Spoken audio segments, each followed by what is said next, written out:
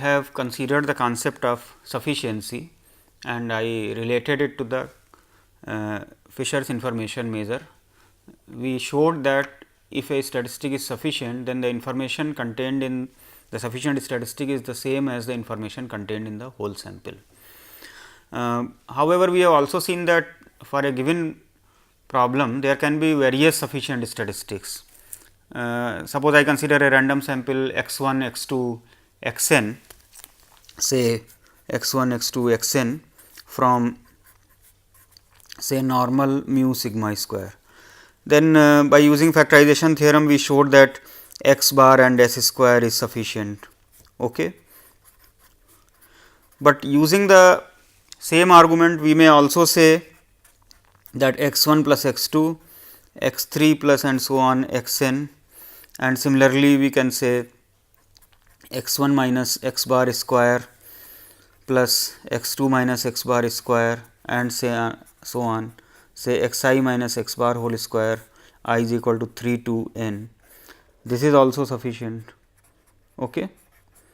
And like that we can write several sets of sufficient statistics. So, now which one to use? Then naturally it should occur that the one which leads to the maximum reduction of the data should be used. That leads to the concept of minimal sufficiency.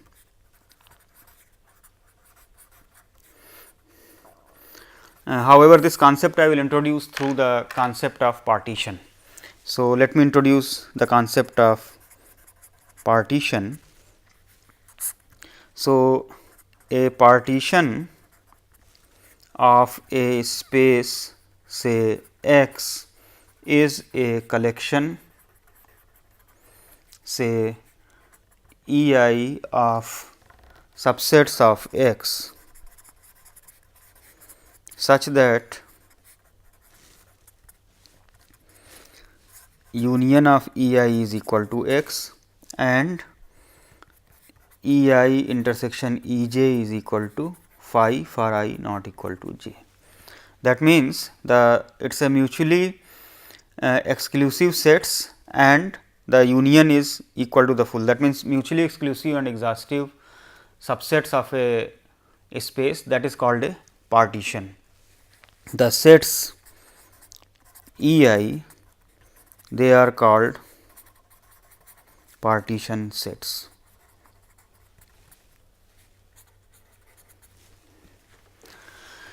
Let T be a function from say x into another space y. Then the partition of x induced by the function T is the collection of the sets say T y, which is defined as the set of all those values x such that T x is equal to y. That means, corresponding to distinct values of y, look at the inverse image set, and each of this set when you consider, then that forms a partition. Let me explain through an example here.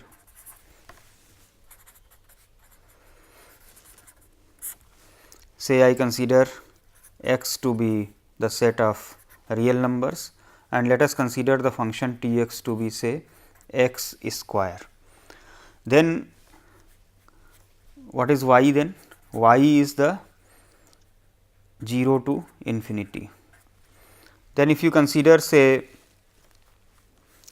T y, then it will be equal to minus root y for all y greater than 0 and T 0 is of course 0.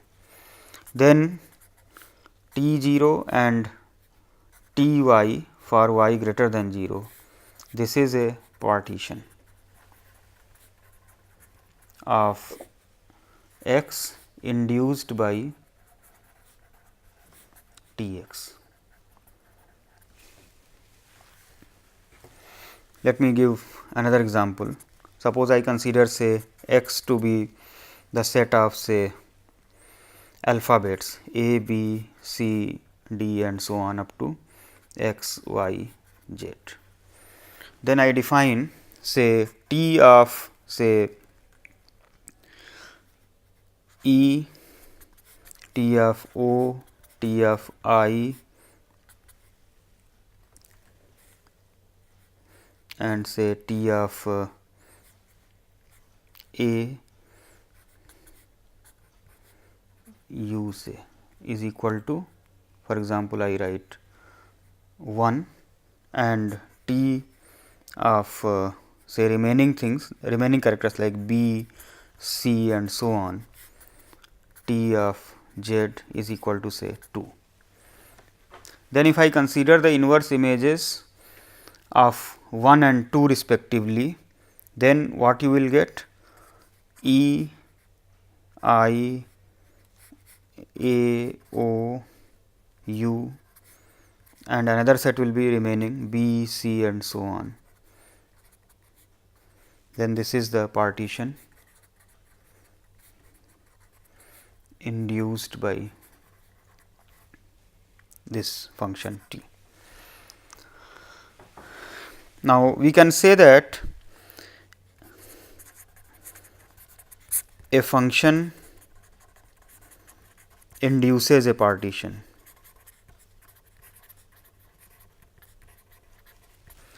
But given a partition, you may not be necessarily able to define a function uniquely. However, given a partition, we may not define a function uniquely. However, if two functions say T1 and T2 induce the same partition, then they must be 1-to-1 functions of each other.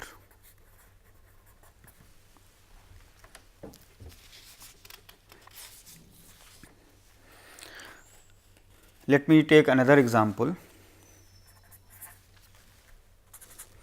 Let us consider say x as the colors red, white, green, blue, yellow and say violet.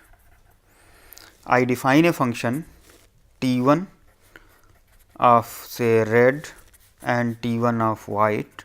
I assign the value say 1, say T1 of green and T1 of blue is equal to say 2, T1 of yellow and T1 of violet, suppose I define it to be 3 and I define say T2 x is equal to T1 x minus 2 whole square. Now, if you define this, then corresponding to T1 value is equal to 1, T2 will become 1 and corresponding to T1 is equal to 3 also T2 will become 1. Corresponding to the value T1 is equal to 2, T2 will be 0. So, the partition induced by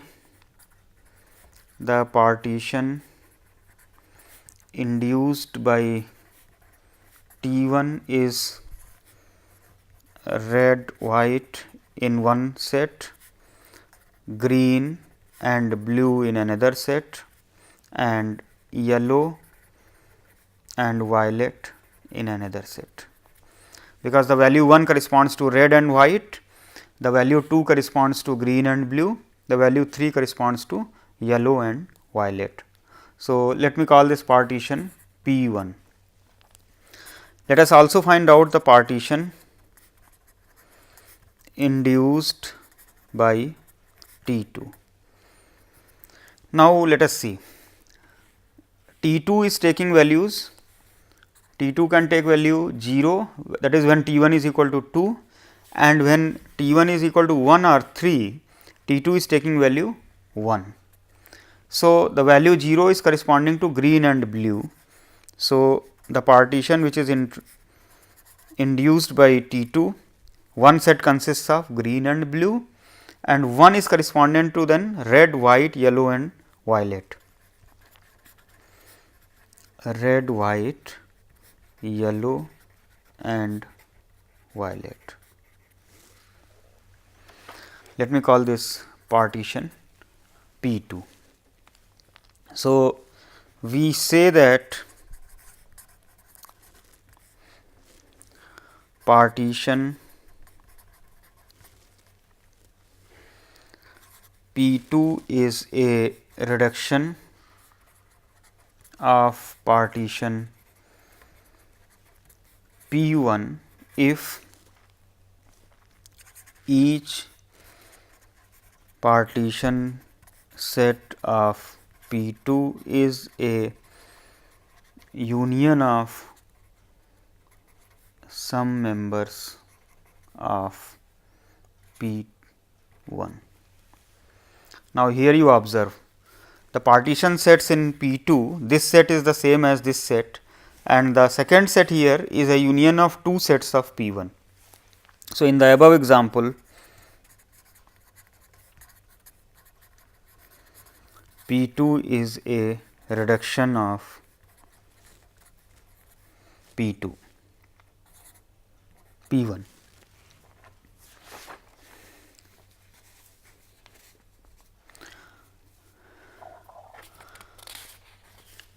Now, from here we can make out that if the partition induced by T 2 is a reduction of the partition induced by T 1, then T 2 is a function of T 1.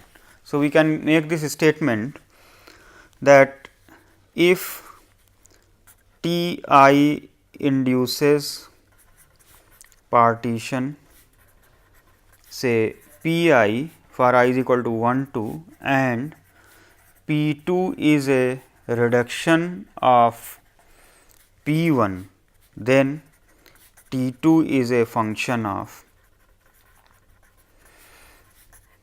T 1.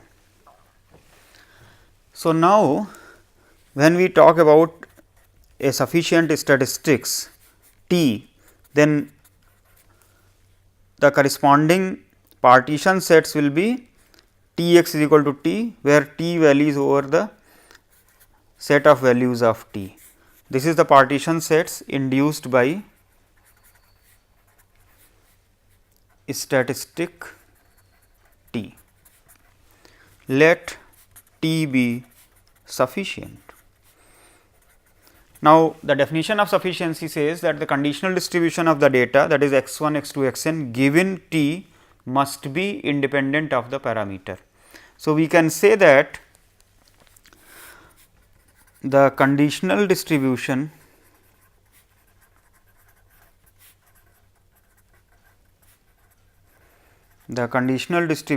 of x given x such that T x is equal to T is independent of the parameter. So, let me take one example.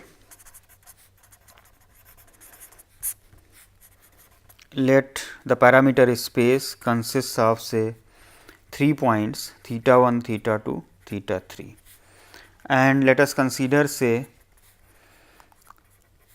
the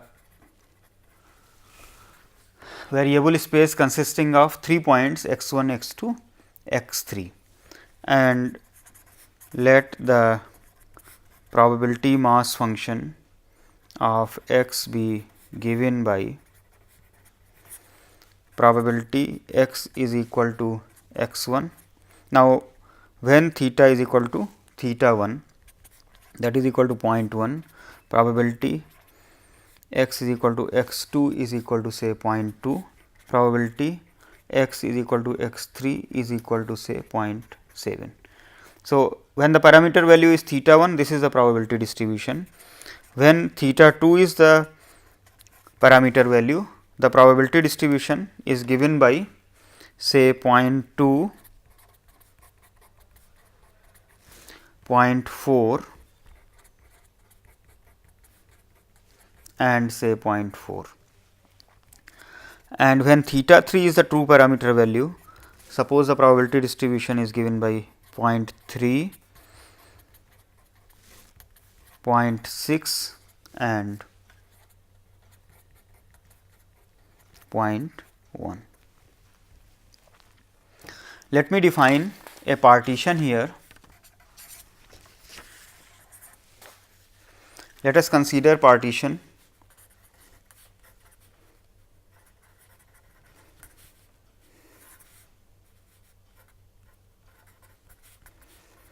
x1, x2 and x3. Now, consider the conditional distribution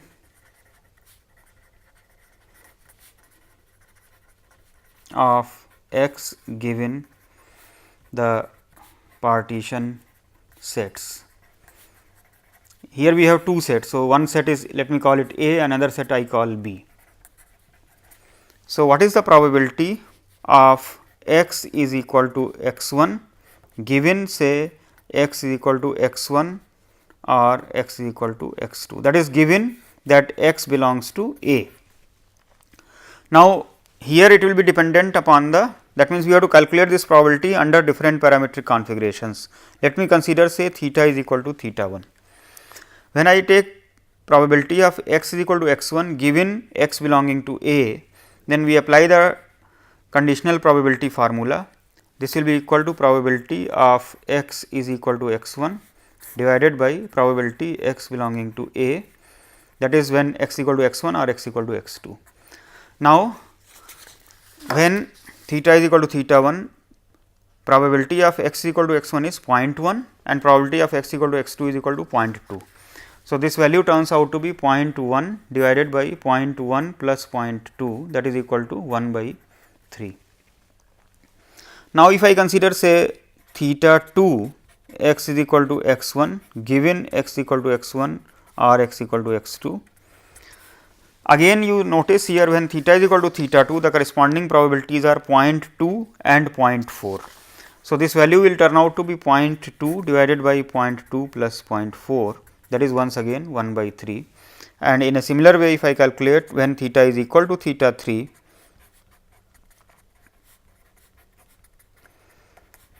this is turning out to be 0.3 by 0.3 plus 0.6, that is again 1 by 3. So, what we have found that the conditional probability of x is equal to x1 given x belongs to A is free from theta. However, we need to check other configurations also. That means, what is the probability of x is equal to x2 given x equal to x1 or x equal to x2. Once again when theta is equal to theta 1, this value will become 0.2 divided by 0.1 plus 0.2. When theta is equal to theta 2, it will become equal to 0.4 divided by 0.2 plus 0.4. When theta is equal to theta 3, this probability will be equal to 0.6 divided by 0.3 plus 0.6. That means, it is equal to 2 by 3 in all the cases. That means, it is free from the value of theta.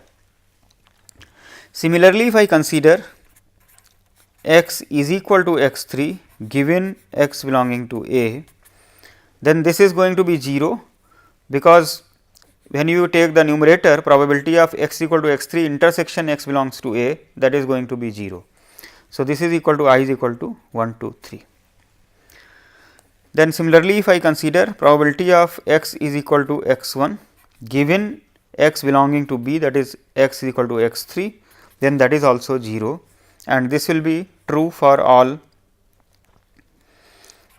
I is equal to 1, 2, 3. If I consider probability of x is equal to x2 given x equal to x3, that is also going to be 0 for I is equal to 1, 2, 3. If I consider theta I x is equal to x3 given x equal to x3, that is going to be 1 for I is equal to 1, 2, 3. So, we can say that this is a sufficient partition. So, if I consider a function t which is assigning one value to say t x 1 and t x 2 as some value and t x 3 as another value, let me call it value a and this value as b, where a is different from b, then t must be sufficient. That means, a function which partitions the variable space into two parts, one part is consisting of x 1 and x 2 and another one is consisting of x 3, then that will be sufficient. Just to tell that this is not a unique way of looking at it. For example, in place of x 1, x 2, x 3, where I have clubbed x 1 and x 2, suppose I had clubbed in a different way. For example, if I had clubbed, let me consider another partition, let me call it p star. Suppose I had put x 1 and say x 2, x 3.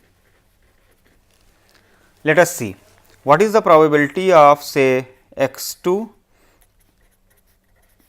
given x is equal to x 2 or x is equal to x 3. Now, when theta is equal to theta 1, this probability will be equal to, now x 2 given x 2 is equal to x 3. So, this will become equal to 0.2 divided by 0.2 plus 0.7, 0.2 divided by 0.2 plus 0.7, that is 2 by 9. Now, if I consider theta 2, same probability, then for theta 2 these values are 0.4 and 0.4. So, this value will be turning out to be half. This is not same as this. So, p star is not a sufficient partition.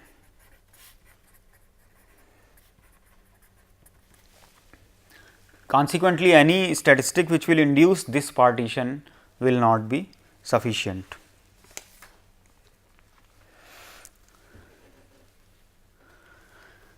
Let me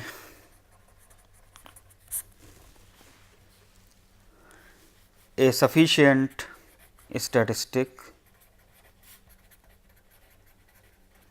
induces a sufficient partition and conversely, given a sufficient partition,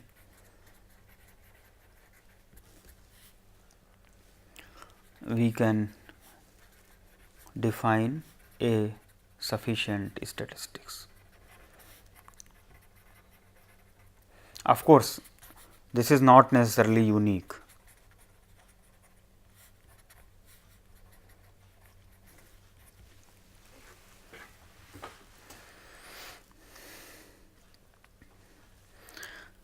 And also, two statistics T 1 and T 2 that induce the same partition must be in 1-to-1 correspondence